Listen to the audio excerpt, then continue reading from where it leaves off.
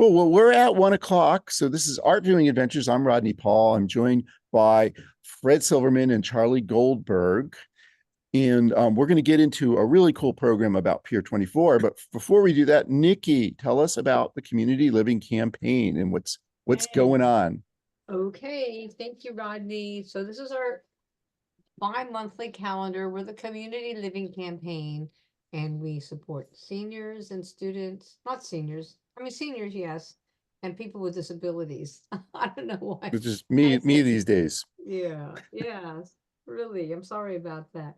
But anyway, so we have activities all month long, all year long, for San Francisco residents. And we have a great calendar. We do a lot of tech support, a lot of cultural programming, arts. Yeah, so I'll put in our link in the chat if you want to look at our events and join up anytime. There's no cost. There's even, I think, 7 sites that have free exercise for seniors almost every day of the week. So that's who we are, and I'm here to welcome everybody. So thank you for joining us today. And that's it, Rodney. Thank you. Well, thank you, Nikki. We're so pleased to be hosted by the Community Living Campaign. And I'm really proud of our mission of supporting people with disabilities and seniors. So we're here to talk about the Pier 24 exhibition, the current exhibition, which sadly is going to be the very last exhibition in this space. Fred or Charlie, what do we need to know about Pier 24? Well, Pier 24 started in 2010, and it has been billed, which I'm assuming is an accurate description, as the largest place for displaying photographs in the world, exclusively photographs. And it was started with a collection by 2 people, Andrew and Mary Pallara. And at the height of their collecting, believe it or not, they had 40,000 pieces. And over the years, they've had a couple of exhibits a year. They last a pretty long time, mostly featuring photos from their collection, but actually more and more including photographs from outside the collection. And last year, they made a really big decision, which was to sell the entire collection and use the proceeds from the sale to fund a variety of philanthropic activities. So as a result, actually, the photographs are being sold as we speak. This last exhibit consists of photos, all of which are outside of their collection. These are all from other people's collections and museums. And it's built around an interesting concept. It's built around the photo book. So photographers have been publishing books of photographs for many, many years. And the book is kind of an interesting organizing principle because sometimes a book will be about a particular project. It could be a span of time. It could be a particular medium that they're working in. It could be a retrospective of many years of their work. And the name of this exhibit is Turning the Page. And I think the pun is very much intended, using the turning the page of the book and turning the page in the history of this space, essentially. So anyone want to add to that about Pier 24? Yeah. Charlie, anything from your perspective? It's just a wonderful space to go see photography. They limit the number of people that go in there so that you never have a sense of being crowded by other people, and it's very quiet. It's very contemplative. You know, it's a really nice space for photography. And the other thing I'll add is it's free. That's kind of nice, right? Yeah. It's free, but you have to go during the week. It's not open on weekends. Right, they've got limited hours. Right. Yeah. It'll be sad to see it go because through the years they've had some really terrific exhibits. Yeah. So we're going to get in. Go ahead, Fred. One thing that's interesting about this museum is that they've had this policy from day one is to have absolutely no labeling or signage inside the galleries. Now, they often publish a little book or a guide you can carry around with you, but they really want you to look at the images without being distracted by words on the wall. So, you know, that's not a typical thing to do. Some people find that annoying, but some people do, I think, right? Yeah. Some people in this presentation find it particularly. No, for me, that's the one negative that I would say about the space is that, especially with the exhibit that we're going to show you today, not only do you get a booklet, you actually get two booklets. One specifically on Jim Goldberg's work, and then a booklet on the rest. And I really hate the idea that you have to decipher each room and try to figure out which piece is what and by who and what year and speaking of people with disabilities, this is a real problem for people with disabilities. If you don't have use of your arms, for example, you really have no idea what you're looking at. It's very, very difficult. So I understand why they do it. I think it's a conceit that a lot of museums are trying now these days.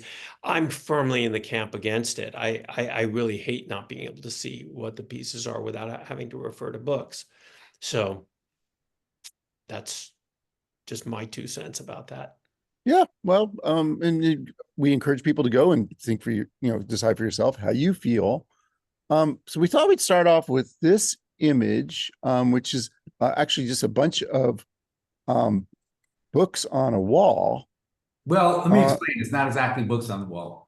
The museum asked a bunch of photographers to draw up a list of their favorite photo books, because this exhibit is about books. And then from those lists, they commissioned an artist in Berkeley by the name of Libby Black. She teaches at SF State, to do sculptures of the books. So these are not books. These are sculptures of books done with great detail, and especially the lettering on the covers. I mean, I've seen many of these books, the real books before. She did an incredible job. And all the books that are included in the exhibit itself are part of what she did for this collection. So it's sort of a fun way for them to introduce the exhibit by these, depictions of books. So and you could almost, some of these almost you could call photorealist, right? Mm-hmm. Sculptures. Anything to add to that, Charlie? Well, I think it's a really clever way to start the exhibit off. I mean, you can really be fooled. That's how good they are. You really do think that you're looking at these very famous photography books, many of which, you and I, you two and I are familiar with. So I think it's a fun, sort of starting off point for the exhibit. So this is our first set of works we're going to talk about. And was it you, Charlie, that wanted to jump in on this one, or who was it that was? It's mine. Okay. So this is a really interesting collection, and I want to put it in a little bit of context visually in terms of the rest of the exhibit at Pier 24. The exhibit content-wise for me, it's a little dark. There's a lot of people from marginal situations in society, skateboarders, injuries, a lot of large, densely displayed black and white images. And they're beautiful photographs. But I felt when I walked into this gallery, it was like, I can breathe. It was a breath of fresh air. It was like walking outside into the bright sunshine after being in these, somewhat claustrophobic spaces. So this is a French photographer by the name of Vasanta Yogananthan. He has a Sri Lankan father and a French mother. And he went to India 13 times to do a series of photos that resulted actually in 7 books. This is one of them, called The Myth of Two Souls. And it is his interpretation of an ancient Indian legend by the name of the Ramayana, which goes back to like 300 BC, which describes in incredible detail, obviously over 7 books, the journey of an Indian prince from northern to southern India, more or less achieving enlightenment and moral teachings along the way. It is apparently an epic that is very enmeshed in the Indian culture, well known by, many people, both Buddhists and Muslims, Hindus and Buddhists, I'm sorry, and has influenced art and theater for, throughout the culture for many, many, many years. So apparently there are images here that people can relate to with some knowledge of what they're depicting. So some of these photos were taken in color. Some were taken in black and white, and he had a painter friend of his paint over them, not painting in the way that colors in, but would be like wide swaths of paint, so you'd really see it as paint. So, I think one of the things about these photos that I liked, and Charlie, you can move on to the next slide if you'd like, is It's me, that by the way. Yeah. Actually, before you do move on to the next slide, if we can just go back to this, one of the things I really liked about this particular exhibition is the fact that these photographs take on a sculptural aspect as well. They have something, there's a three-dimensionality to it. There's a pattern to it. You could look at the placement of these photographs as an art form. And I'm sure that was a very deliberate choice of how they're putting these up. So I think there's that, there's a couple of rooms where you do see that, where the way that the photographs are put up makes for an interesting tale in itself. Go ahead, Fred. okay? So you can move on to the next slide. So I actually came across references to these two particular images that describe what the influences are in them from that epic story. And the one on the left depicts a Indian princess by the name of Sita, who is going to be captured, and she's protected by other women, and those fabrics are representative of the other women protecting her. The boy on the right is depicting Lord Vishnu, and there's significance in the color of that his body is painted in. But what I want to say is that although the descriptions of the meaning of each of these images is certainly interesting, and for someone who's not from that culture, it certainly educates me about them, and maybe it adds a layer of understanding. But my point is, and this goes back a little bit to this fact of not having things labeled, I think these photos can just be appreciated and admired just for what they look like, the images themselves, the use of color, the space, the almost a sense of found objects in a certain way on the left, even though I think that was staged. There's a certain spontaneity to them. In fact, there's a mix in the whole series of images that were staged and images that the photographer just came across. So I'm wondering if anyone has any thoughts about, do you think you need to know what these images mean or stand for to appreciate them and respond to them? Yeah, I think it's very interesting that there's an organizing principle behind them that has a cultural specificity that we may not know, but nevertheless, we are able to engage with them anyway. That's kind of my point. Yeah. I would also agree that you don't need wall text for these particular images. I think they stand alone. They speak for themselves. They have a certain aesthetic quality without really needing to know the story. But I think, as with many works of art, the more you know about them, the more it embellishes the work that you're looking at.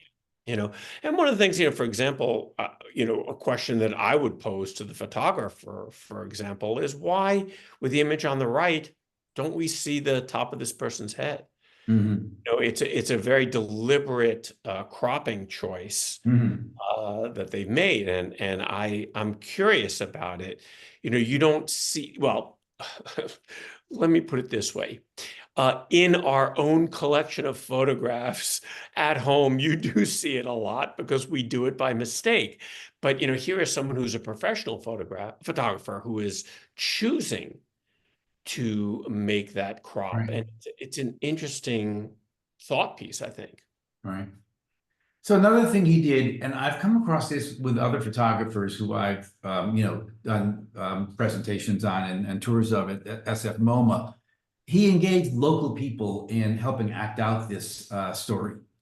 So it became a communal experience as well as a purely photographic one. And as much as some of these are staged, he had a great quote. He said, "I tried as much as possible to let reality disrupt the framework of my staged photos." So he staged to a point and let a certain kind of accidental things happen or appeared in the frame to be part of the project. Anyway, I love this series. I'd never heard of him before. I thought it was very interesting. He's French born, but some of his major projects have been outside of France. He did a big one in New Orleans, actually. Yeah. Wow. Yeah, I think on the photo on the right, I just love the kind of blurred background and how it makes the subject stand out. And of course, like I think Paco, you were mentioning the necklaces that, it's just like a really delightful set of colors that we're looking at. Yeah. Other right. thoughts before we move on? Yeah. All right. So this is one I chose. I'm a big fan of Larry Sultan, and I just found this like a really intriguing portrait of two older people who are more than that for Larry Sultan. These are his parents. He did a whole photography series in book form about his father, who I believe had been some kind of an executive and then retired, and kind of shows them living their life in Southern California. I won't ignore the fact that his father's watching a baseball game, which is the Dodgers, who I have a particular relationship with, as do many people in the San Francisco area. And, just the way, we have the father with his back to us, and then the way the mother's looking at us. And let me ask you, Fred and or Charlie, what's your reaction to this photograph? What do you think he's telling us about his parents? Well, I toured this exhibit at SF MoMA. Larry Sultan is not one of my favorite photographers, but I do like the series with the family. I think they were a little bit naively vulnerable, is how I would put it. And in fact, the father was very upset with quite a few of the images that his son took of him. And actually, I think claimed that these pictures are more about you, talking about his son, than they are about me, which I think is a pretty perceptive statement. Yeah, Charlie, these photos make me very uncomfortable. This is sort of the life that I chose to move away from. While this is Los Angeles, this could very well be my family in New York. And it speaks of a sort of suburban lassitude or just sterility that I think Sultan even emphasizes with the use of white in this photograph. We have white pants on both of them. We have this white chair. We have that white curtain, the white lamp, the white plant holder, and then of course the white of the Dodgers uniform. But it just speaks to suburbia to me, and of this kind of very plastic existence, which I revolted against when I was younger. This could be my parents. My parents weren't quite in the same socioeconomic level that these two. And the reason I know that is because I've seen other Larry Sultan photos. That I know that they were probably a lot wealthier than my parents were. But so I. Even down to that avocado green that they have on the wall. I mean, if you think about it, in the 80s, late 70s and 80s, what would your appliances would have looked like? They would have used this color, this avocado green color. So I find his photos fascinating and revolting at the same time. I really feel negative senses when I look at his work. Yeah. Want to read a couple comments in chat. Nikki points out that she hates the Dodgers. That always needs to be said, Nikki. So thanks for that. Sherry says, I expect to see a cigarette in his mother's hand. And then she says, that's great, Nikki. Thanks. Yep, we all like that. So insulting to avocados. Yeah. You know, and I do think it's interesting that he's portraying his family, and you know, it always makes me think of you know, the families of some of our great novelists, and just like what a hazard that is to have a novelist in the family. And maybe Larry Sultan is that kind of photographer where he isn't going to hold back, and he's going to give us his view on his family. You can imagine being the parents of Philip Roth, you know, it would have been the same thing where you see Mrs. Roth. That's in written form what Larry Sultan is showing us in photographic form. Yeah. All right. Well, I don't think his parents are just. This is a very judgmental statement, but I think his parents may not see or feel there's to me a little bit of an insulting quality to this approach to photographing his family. I don't think it's very complimentary. Are you saying that, just to clarify your statement here, Fred, are you saying you don't think the parents were insulted by these pictures? No, I don't think they were aware that they were being insulted. I understand. Right. Well, Philip Roth's mother, I think, was a big defender of his, for whatever that's worth. we digress. I'm going to move on to the next photo. And this is, I know, Charlie, you chose this, and I believe there's another one, right? Yes. But first, let's look at this one. You know, this is Helen Levitt, New York boys fighting on a door frame. You know, and you can go ahead to the next slide, which is just the photograph itself. I meant stay on the door frame. Oh, I see. Yeah. You know, so for me, there's so many reasons that I love this photograph. I love this photographer. You know, she was someone she grew up in New York. She would very typically go to either Harlem or the Lower East Side because she liked to follow sort of more underprivileged families and to see their activity. And one of the things that she talks about is that, you know, at this time in the 60s and you know, and whatnot, you would have kids playing outside. And now you don't have that. There's this fear of having kids play outside. And, you know, probably that fear is well-founded if you look at this particular photograph. You know, here are these two kids who are duking out on, you know, on top of this, you know, let's call it 10 feet, you know, up in the air. You know, and in some ways, it just reminds me of these old Greek buildings that you would see, where you would see within the triangular portion above the entry to that you would see battle scenes, for example. So here you have these very classical looking columns. You know, they're not, of course, but you know, they're sort of meant to evoke that.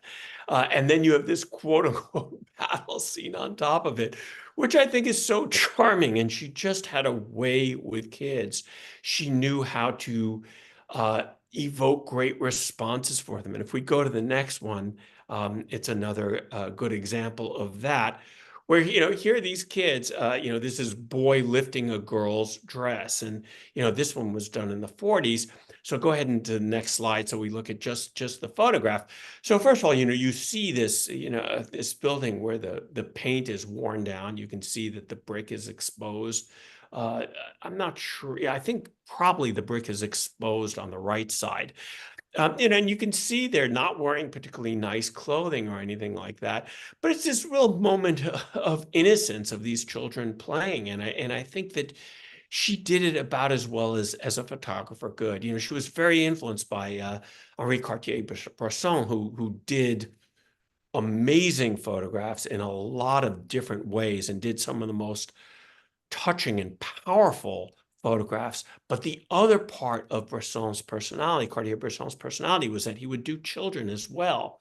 And he would show children, for example, in war zones where they're just playing innocently. And I think she really took that to heart and got it sort of moved away from the kind of commercial work that she was trying to do originally to make money, and got into a sort of a more personal vision of what she wanted to show with her photographs. And I think these two photographs are great examples of that. If you don't know Helen Levitt's work, she's really worth looking up, because there's just so many great spontaneous images. This is not a posed image. This is a spontaneous image that she captures, both with this and the boys playing on top of that. Do either of you have feelings about Helen Levitt? Well, I've Well, always this, liked her work. oh, go ahead, Fred. I've always liked her work. I mean, among street photographers, especially from that era and urban New York, I mean, she's, just she's one of the tops. Yeah. I think this one that we're looking at now, it could be like the prequel to West Side Story or something. It's, just really, it gives you a sense of like kids in the city. And, you couldn't stage a photo like this, right? Right. Any other thoughts before we move on? All right. So Fred, tell us about this is a Cindy great Sherman. contrast from what came before. And I missed the connection when we put this presentation together. So you go from the ultimate in spontaneity to the ultimate in staged and posed. So this is Cindy Sherman, who some of you may have seen some of her more recent work, where her specialty is posing as other people. It can be in any class of person, any setting. She's done high society, she's done clowns, working people. And this is her first major series. It's called Untitled Film Stills, black and white. And the concept is for her to pose as actresses in different kinds of roles in kind of grade B movies. And she used it as a way to explore kind of female stereotypes. And I think it's interesting that there's sort of a psychological component to her work. She wants to understand what it's like to be these different kinds of women, and as I said, throughout her career. And so these are ones that I said that are based on the kinds of actresses playing different kinds of roles in grade B movies. So unless the one on the right is probably the most famous image from this series. And I'm just curious what people think her expression is, or what she's going through, or who she is. What do you think is shown here? Yeah, let's if we have folks in the audience who want to either throw that thought in the chat or unmute, we would love to hear that. I mean, I kind of look at, I look at both of these and I think, well, what would the movie be? What came before this? What is this a snap? Where is this story going? What's the narrative of these, right? Let's see if we have anyone want to go ahead and unmute and share a thought or two. I mean, for my part, the one on the right, I think it would be like a noir film, like something, you get a sense like something threatening is going on. She's in some kind of trouble. Yeah, threat comes up often about that one, yeah. When I looked at this particular image, I love her work, and there's many of these untitled film stills that I think are really, really terrific. But whenever I looked at this looks like the early parts of Psycho, where the woman has successfully robbed the bank and she's trying to sort of escape out of New York to try to get into, but there's some that, where she looks kind of like Sophia Loren. You think you're looking at sort of an Italian domestic scene. There's so many of these that she does that I think are really wonderful. I have a really great anecdote about Cindy Sherman as well, if you'd like to hear it. Yeah. So I went to the University of Buffalo, State University of New York at Buffalo, and Cindy Sherman, who I think was just a couple of years older than me, went to Buff State, which is sort of had more art classes, and her photography professor flunked her in one of her photography classes, which of course is hilarious because she went on to become, if you had to name top 5 female photographers in the country, or even photographers in the country, period, she would certainly be in the top 5 or top 10. So I just love that little anecdote that a friend of mine told me about her. So the other thing that occurs to me about this series is, so what do you think the difference is between her posing for these photos versus her just going out on the street and finding, taking photos of different women in different situations with different facial expressions? What would the difference be? Well, doesn't it give her a lot more control? And just like a film, she's really like she's crafted some kind of story that she's pulling it from. Mhm. Whereas if she just goes and finds somebody, it's going to be harder for her to get to that, precise precision, I guess. Uh-huh. I I think mean, it I think it also, also adds the layer that, these people are actresses. She's pretending to be an actress with an expression. She could have just, been a person with an expression, the way most of her photos are set up as. But she wanted to put herself in the setting of a grade B black and white movie from that era, or even earlier, which I think just adds a layer of what it is she's exploring. Well, doesn't it make us think about how we're kind of manipulated by film, by Mhm. these images, that we are fed these stories, and that's what actresses and actors do, Mhm. right? And so we're like, so I don't know, it helps me think about that. Charlie, I think you were gonna jump in with something, right? well, I think that, if you sort of follow what she's trying to do here in this particular series of works, if she's trying to sort of develop these tropes of women that are seen in film, in magazines at the time, it's harder to do that when you're looking for them on the street, and you sort of run the risk of, insulting people Mhm. when you're using other people. Here, she's creating those roles. She's inhabiting these tropes and saying these are the sort of gridlocks that women's roles are stuck in. And so I find it interesting. But one of the things that's really nice, and again, if you have time, go look her name up, go look up this series and see the variety of poses that she does, the ways that she changes her expression, her clothing, her just whole look, the mise en scène, if you will, how she's creating the force of the photograph. It's really worth looking at her work. It's very interesting. Yeah, I mean, I We think it's did, fair to say she's as good as an actress as she is a photographer, yeah. and certainly as a makeup artist. Because Well, this one, I don't think it was going to be considered heavy makeup, but some of the things she did took her probably hours in terms of, just the facial makeup and wigs, and it's just incredible. They're big projects, many of them. Yeah. So so it is brings, it just a look at me kind of thing? In other words, is there some huge feminist message I'm missing, or are we supposed to consider women on the street the way we hadn't up until then? Or was she just involved with herself here? I wonder. Anyone? yeah, thanks for that, Marcia. And you had also put in chat the idea that like maybe this figure on the right might be like a worker coming from her job or something, and that's an interesting take on it, I think. But yeah, what do you guys think of that? That this like what is Cindy Sherman really? Is she like almost a performance artist doing these things? I think Well, I it's think, fair to say, sure, yeah. I would use, I don't think back then they would use that term, but I think absolutely.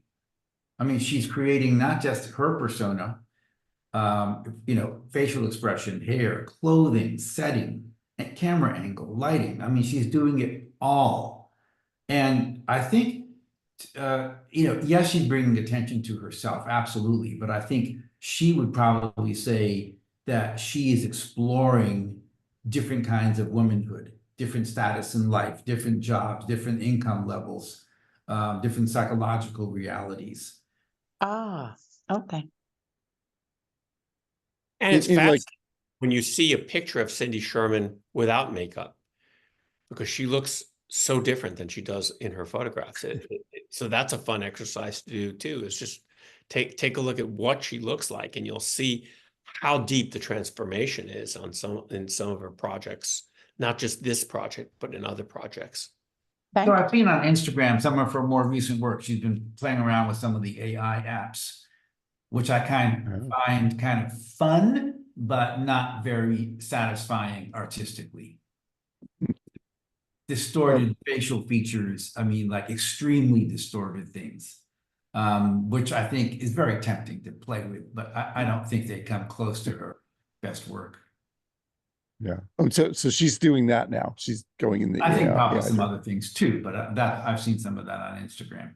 And what Okay. does it mean that we're seeing these when we go to Pier 24, we see these things on the wall, but they're taken from books that you could also be experiencing them in a book format. Thanks Do for you guys have reminding thoughts on people that? of that. Yeah, that's important to remember. Everything we're talking about are from books, and the books are there. And I guess the nice thing about the books is Pier 24 is going to close, but the books are going to always still be there. Be somewhere anyway, be it I would say the San Francisco Public Library has many, if not all, of these books. Probably, yeah. Marcia, I thought you had something else you wanted to jump in and say. Am I right? No, I guess I was just questioning her motives, and I like the answer that was provided. Performance artist and such. Okay, well, thanks, Marcia. Let's move on. This Richard Avedon photograph, and there's actually another one. But Charlie, do we want to start talking about this one first? Oh, I thought you were going to talk about Avedon. Oh yeah, I will talk about it. So he's got I'm going to talk about them both then. So we've got this photograph of a young woman, 12-year-old Sandra Bennett from Rocky Ford, Colorado. And then Boyd Fortin, a 13-year-old from Sweetwater, Texas. These are both really interesting portrayals that Avedon did. He was just a master at getting really interesting ways of looking at people. So we go back to this photograph, and I think it's really interesting. Like, what's the expression on her face? She has these freckles that really dominate her face. I don't know if he's done something to emphasize that. She's dressed kind of as someone you'd expect in the middle of the country. And, I always wondered looking at this, like, what happened with her life? This is from, we have a date on this. It was from like 1980. So she would be in her 50s now. Like, what happened with Sandra? And wonder what she thinks of this portrayal of her at 12 years old. Those are my thoughts. Any other thoughts on this image? Well, I love this image. I mean, when we went to Pier 24, Rodney, Richard Avedon is he photographs models, right? That's how he cut his teeth. He's a fashion photographer, so he knows about as well as anyone how to take a great shot, especially within a studio milieu. I don't know how good of a street photographer he would be, like Helen Levitt would be, but he's someone who really understands that. If we really look at the format of the film, she's slightly so he's really not having her centered within the frame. She's a little bit off to the right, which is really interesting. And of course, it is those freckles that you see. And if you think of traditional views of beauty, right? Traditional ones, freckles are frowned upon. Think of all these women who used to try all these, makeup preparations to try to either cover their freckles or get rid of their freckles. Here, he's really celebrating, these freckles. I'm sort of reminded of a concert I went to with both Bonnie Raitt and John Prine. And John Prine was opening for Bonnie Raitt. And I remember him, and this is in the 80s or late 70s or something like that. And he said, and I wish I could kiss each and every one of Bonnie Raitt's freckles, is what he says in introducing her. And I think that this is what that celebrates. It celebrates this kind of, natural beauty that this young girl has at this point. And I'm even more taken with the next photo. But Fred, what are your impressions of this photo? No, I think you covered it nicely. I think he's, he really brings out, I think the word honesty comes to mind when I think of his photos. There's no pretense. There's no disguising. There's no effort to have the person be anything other than they are. So that, you know, there's minimal posing. So he's just like a consummate portraitist. He Mhm. really captures the person. We're having a little debate in chat, or asking the question, you know, wow, does she really look 12 years older? I think people are saying she could be older, and I wonder what that comes from. Is it like her expression? She has a certain seriousness to her. So yeah,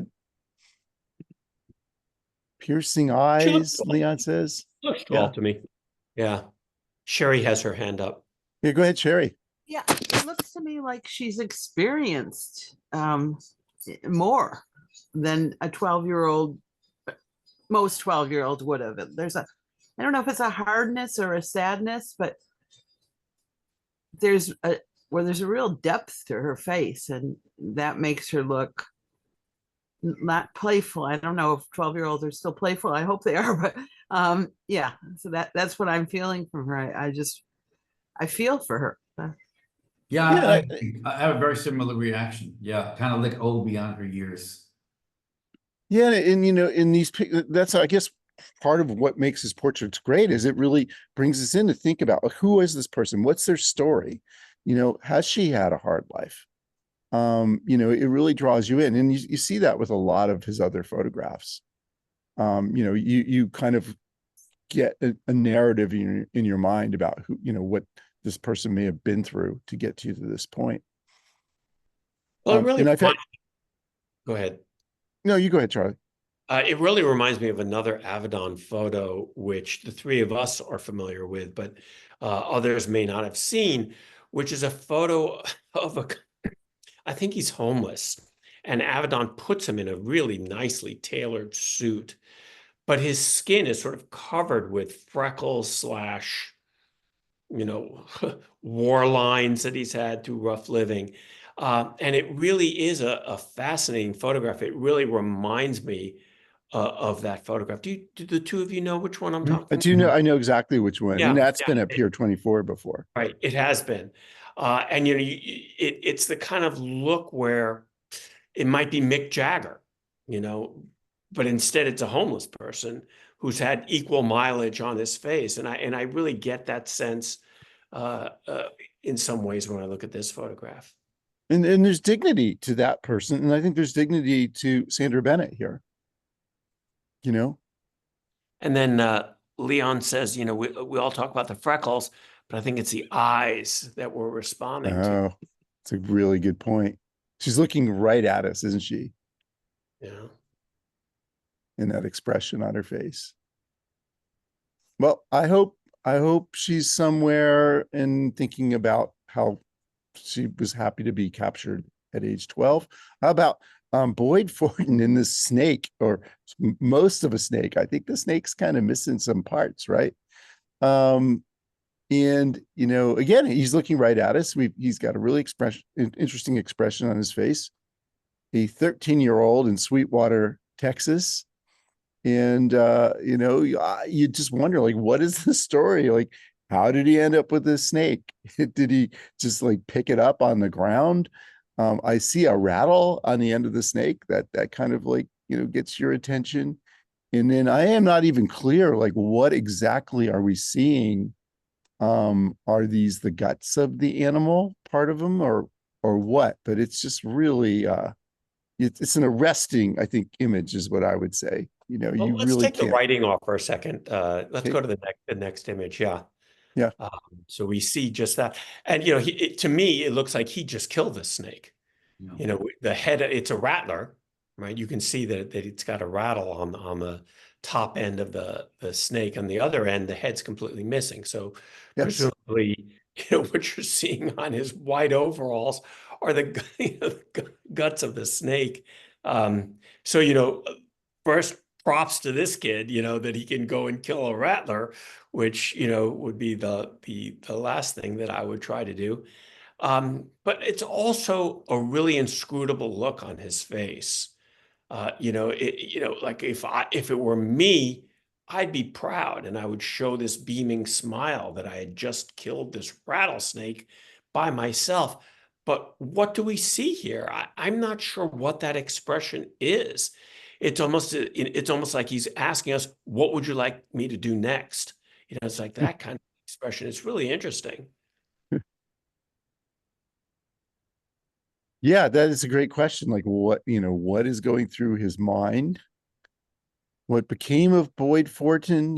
Were there more snakes in his path? This isn't like here in the Bay Area. I don't know how many, we don't really have a lot of people like Boyd Fortin, I think, running around. It's true. And it's also, he's got this really angelic face. I mean, this could be like a Caravaggio face. So you have this incredibly beautiful boy with this incredibly, I don't know, let's use the word disgusting chore of picking up this dead snake. It's a really interesting contrast for me. I think that there's a lot that you can say psychologically about this photo. And he Sherry looks says, or maybe he's saying, if I can do this to a rattlesnake, I can do it to you. I love that, Sherry. Yeah. And you're probably right. But Marcia's wondering if this is something that the photographer asked him to do. If this is, is this a spontaneous photograph? Both these photographs is a good point. They know they're having their photograph taken. They are presenting themselves to us. But what were the circumstances? I mean, sometimes when photographers, do a series of portraits like this, they tell the subjects, bring anything you want with you, wear what you want. It's your photo. Other times it's like, here's the dead snake, hold it up higher. So it's, I don't think it's the latter in this, but I think that this idea of having props in portraits, it's an interesting tradition. Yeah. We don't know the whole story. We have to make it up in our minds. And I think Avedon's a master at giving us photographs that suggest very rich narratives. Any other thoughts before we move on? All right. Charlie, tell us about this photograph. Yeah, this is a series of photographs that Baldwin Lee did in the South. And one thing that I did not realize before reading about Baldwin Lee is Baldwin Lee is actually a Chinese American. I had assumed with that first name that we were looking at a Black photographer who was looking at Black communities. But in fact, that's not the case at all. And he really, he sort of followed in the footsteps of people like Walker Evans, who went to the South, took a lot of photographs of communities that he was not, Walker Evans was a city kid, let's face it. And Baldwin Lee was as well. And he was really fascinated by a lot of these Southern communities and really became sort of involved with the communities as well and was able to gain their trust in order to take a picture like this. And this really reminds me, this is a picture from 1984, but this could be why am I forgetting her name? The migrant farmers. Come on. Oh, Dorothea Lange. Thank you. This could almost be a Dorothea Lange photograph. Obviously, car is a car from the 80s or perhaps late 70s. But this could almost be that where, here she was being paid to sort of show Southern poverty. Or in her case, it was California poverty. Other photographers during that period were sent to the Deep South, the Walker Evans being one of them. But, for example, you have this house which has all the laundry up on the can we take away the writing and just Sure. So you have just this again, I always say that if you could write a short story about a photograph or a painting, then you have a really good photograph or a painting. And here I feel like you could write a short story about what you're seeing here, that you could create some some narrative that would tell you way beyond what you see in the photograph.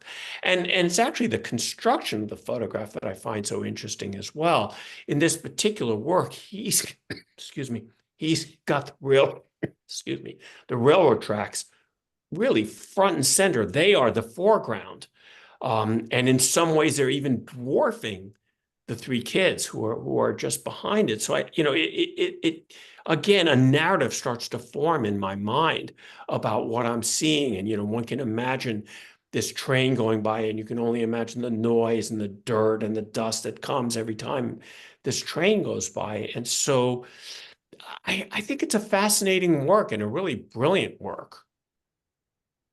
And just composition is amazing, right? The blacks and whites, right? With the clothing, the grayish house on the left, and then the more brightly, the white house on the right in the car. Yeah. Still think Other thought? structurally, a lot of the structure of this has to do with the patterning. You have from the clothes on the front porch lined up, the three boys lined up, the railroad, whatever what do you call those? Not the tracks, but The ties. Ties. thank you. The ties. I mean, it's all it's like a series of series. Yeah, it really is. It's beautiful. And I really liked, I think it's Sherry makes this comment, the precariousness of the houses, and sort of the inherent danger of that, this questionable structure of the houses next to this railroad track. In some ways it's kind of similar to those Helen Levitt photographs of the kids up on, that they're playing in a potentially dangerous area. My mother would never have allowed me to do this, so I think that it's really interesting. Should we move on to the next one, Charlie? Yeah. It's another Baldwin And, Lee. this is one that he took in Virginia. And let's go ahead and remove the writing, because I think it's really nice to sort of just look at this photograph as it is. So, at first you might think that this is a photograph that's been cropped together from another photograph. But in fact, what you have here is the same house, but the owners have chosen different ways of decorating the house, if you will. And I don't know how many of you are familiar with Walker Evans's work, but I look at this photograph and this absolutely speaks of Walker Evans to me. He used to love a scene like this where, you see, again, this is not something that you would see in a wealthy neighborhood, I don't think, where you would have, two owners completely showing different ways of decorating their own house. But what you have is, again, a narrative forms. Why is it that these two neighbors Mhm. can't, get together to sort of figure out a unifying look to their one house, even though they're sharing the space? So again, it tells much more than the photograph itself. They couldn't And then they couldn't have made more different decisions. about Yeah, how exactly. every single detail is the opposite. Right. and if there was a narrative about how this happened, would it be a comedy or a tragedy, or I think it'd be really funny if it was two neighbors who actually really liked each other, but just were like, nope, I am not going. We can't get on the same page. I think that's a very fair and benign interpretation. Sure, you can't just assume that they disagreed with each other, Yeah. angrily. Right. And there's literally a white picket fence on the right, Yeah. but on the other side, it's not, so I just think I think it's a fascinating photograph. I think this caught his eye and he wanted to express it and capture that moment, which, a good photographer does. They capture something that looks out of the ordinary. And I think that this house does look out of the ordinary, It's a duplex, but it's still one contained structure. This was, presumably one house at some point in time, is my guess. And it does look like it was cropped together. That's the great thing, is it's like a little bit of a photographic joke. Right. Like, oh, you think you know what this is? Well, you don't. Yeah. Right. There's that kind of fun fact, this is real. Yeah, I found We- his photographs fascinating, and there was one that I really wanted to use, which I could not find on the internet, which he captured this. I think he was standing on the edge of a highway, and there's a car coming towards you on the highway. But if you look down from where he is, you see all these cars that have been literally thrown into a ditch, and are, sort of abutting a river. And I really wish I could have captured that, because that to me was absolutely a Walker Evans type photo. It's something that you might have seen in his collection. He has a series of photos of sort of this graveyard of cars.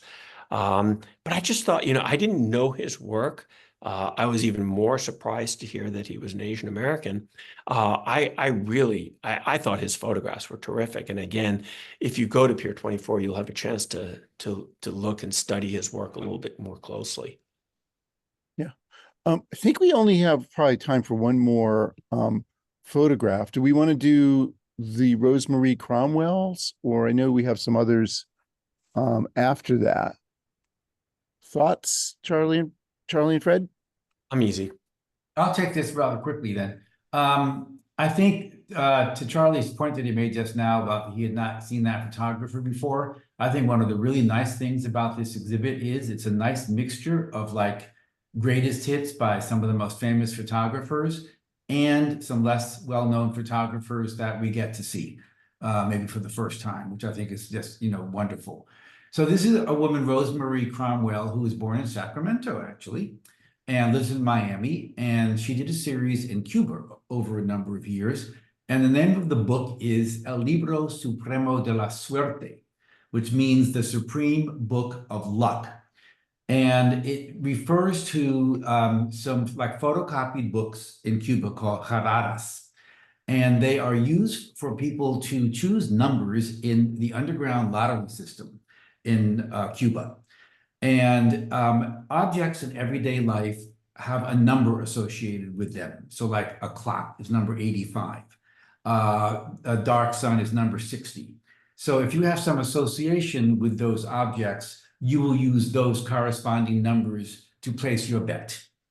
And she makes the point, which I will read to you because it's a little bit abstract, but I think it's sort of a way into understanding how this project was inspired by those books.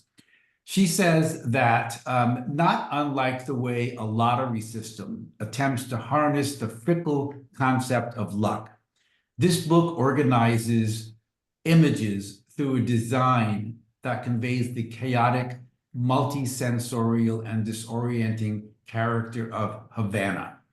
So these, there are all kinds of subject matter in these photos. Some found images that she came across, some staged, that for her kind of enabled her to explore that culture and immerse herself in it, a culture she did not grow up in or have any experience in at all before this project. So if you want to show the next, I think you put in 2 images really quickly. Yeah, so here's one. I don't know really what this image means. I just like the image. I think it's a beautiful composition. If anyone have any thoughts, I'd be curious to hear it. And the next, did you put in the other one too? Is there another one from that? Yeah. This is actually teaching someone to swim. But again, another kind of slice of life, I guess you would say, in terms of her, going around Havana and just taking things. There's a certain random quality to some of these images. There are some objects on the street, for example, that you wonder, like, why take a picture of that? But I think she wants to imbue in these images the same kind of meaning that people assign to the ones in these books that they use to place their bets in the lottery system. Does that maybe circle back to the first set of photographs from that French photographer, where there was a cultural meaning behind them, but it was one that most of us wouldn't really know? I think that's a nice point. Yeah, I think it's a very nice point. I mean, I think in both, they're good examples of someone going to a culture that was, not from their background experience where they lived or anything, and using photography as a way of understanding it in a certain way. Yeah, and saying even if you don't understand the cultural context, it's still very interesting. It's Yeah. still engaging. I mean, I have no idea what's going on here. I don't know if anyone has any thoughts. Yeah, is this some kind of this could be an Olympic sport that we just never got, somehow didn't get televised, but yeah, like what happened before and what's going to happen next, right? I mean, there's Charlie? an eroticism to it, I think, but I don't know what that I think means there is. beyond it's sort of observing the obvious. And then the color, the darker skin, the lighter skin, and the Yeah. very light Yeah, sand. that's a good point. Yeah, I really like this photo a lot. I sort of urged Fred to keep this particular one in. But I also like the patterns that have been formed by the hands. So you have this sort of circular swirling Yeah. that occurs around both men. I think it's a great photo. So it's kind of interesting between these two photos is they both, the water and the movement of the suggested here, but literal in the next one. Right. And again, if this is not something that she would have planned, but if you follow the right arm of this girl in the orange bathing suit, you have these parallel lines that form with the water. So you have this repetition of pattern, which I always find really interesting in photographs. Yeah. Yeah, I like this image a lot as well. So I think we probably need to wrap. I will, again, say the theme of the whole show is books, and there are some great photographs of books. I love this. This is like somebody's library. So some really great stuff there. And it's all at Pier 24. Their website is pier24.org, and you go on the website and you reserve. You pick a date, and if you're lucky, there will be spots left for that date. And it is totally free, but you got to make these reservations. They let only a limited number of people in. It's possible that I may have a couple of tickets for the 10 a.m. show on Friday. And if you're interested in that, send me an email and maybe we can all go together, a couple of us anyway. Depending, I've got a family member who's supposed to go, but he's telling me he may not be able to. Otherwise, make your own reservation. And it's going to be going into January, but unfortunately, after that, Pier 24 is no longer going to be an option for us. It's going to be a big loss for the arts community in San Francisco. Charlie, Fred, anything to add to that? No, thanks for hosting. Thanks for doing these on such a regular basis. It's really fun to do them, and nice engagement from everybody. Thanks. And don't miss this show. It's really great. And we've just skimmed the surface of what's available. There's just so much more that we just haven't had time to talk about. It's really great. Well, thank All right, you, folks. everybody. I think we should turn it. So thank you, Fred and Charlie. It's always great talking to you guys in person and on these Zoom programs. Also appreciated everybody who made chat comments and unmuted and things like that. Nikki, tell us more about what's coming up from the Community Okay. Living Campaign. Yeah, thank you, Rodney. I have a couple of important announcements. So we will have the Boomer music tonight at 6:30. And then he'll be back in 2 more weeks on the 26th with a Beatles program. But between that, on Monday, August 19th, this is an example of what the Community Living Campaign does that's special. My supervisor and friend, Patty Spaniak, is hosting a program called The Real Stuff. And it's about the changing city. And I think everybody feels so much stress now with the changes in San Francisco, the impending election, both locally and nationally, on so many levels. I think people are getting stressed out, and a lot of it has to do with the way San Francisco has changed, especially for those of us that have lived here many years or all our lives, like myself. So it's just to talk about how do we feel about our changing city. So that's going to be a Zoom next Monday on the 19th at 4 p.m. And then I wanted to invite people to something at the Mission Cultural Center, which is a very special place for me in the Mission. And they're having a reception and a exhibit of Patricia Rodriguez.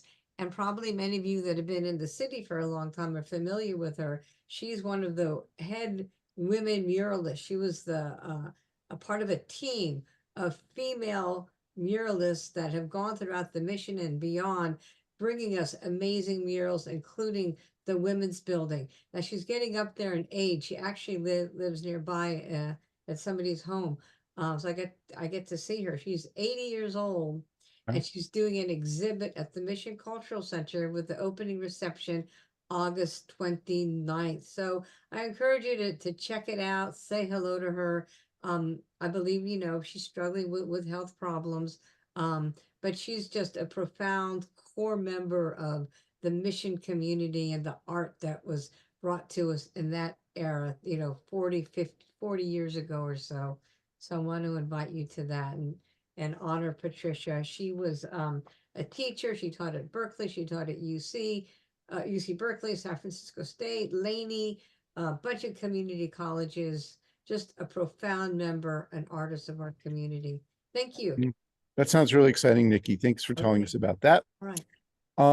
And we will not be back in 2 weeks. We'll be back in 4 weeks. I think it's 4 weeks. We'll be back the second Monday in September, but 2 weeks from now, we do not have a program planned.